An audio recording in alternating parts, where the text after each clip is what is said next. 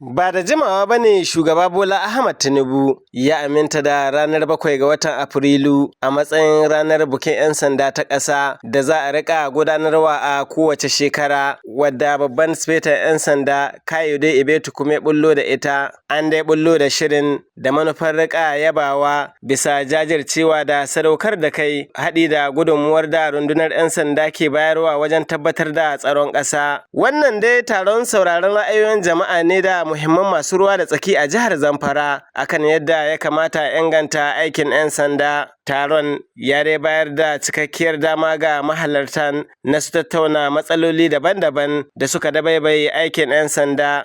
Cin hanci na ɗaya daga cikin matsalar da ya janyo gap ɗin da aka samu tsakanin al'umma da 'yan sanda.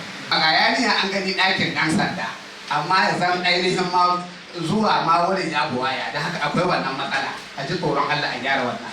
Tarbiyya ana buƙatar ɗan sanda ya kowa tarbiyya. Yawan mutum za a kai yayi laifi, a ɗauke shi a kai shi da hukuma da mutane, kuma a ga wani kaɗan da rashin yawon.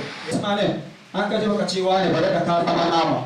Yanzu ina da case a station, in na je na kai as a woman, za a nuna min cewa favor ne za a yi min, bari a yi miki favor, bari a ɗan miki hanya kawai a kashe case ɗin kawai sai a wannan, to amma ya za a yi.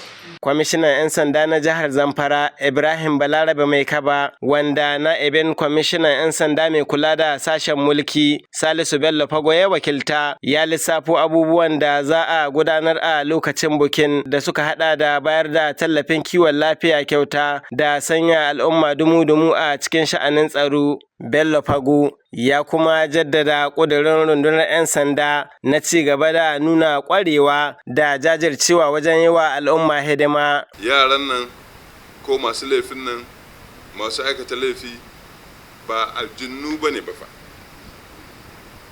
Ɗiyanmu ne, ƙannanmu ne, jikokinmu ne, suna cikinmu.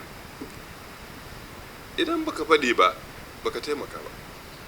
So dole ne mutane sai kun taimaka mana, mu ma mu fito mu taimaka muku. Kyakkyawan misali na Birnin Magaji, da aka ɗauki mataki duk kasuwa aka rasa ɗan sanda ya cin hanci. Da wannan ci gaban ana sa ran bukin da za a gudanar tsawon sati ɗaya zai yauƙaƙa dangantaka a tsakanin rundunar 'yan sanda da al'umma baki ɗaya. Murtala Bala Gusau, labaran NTA.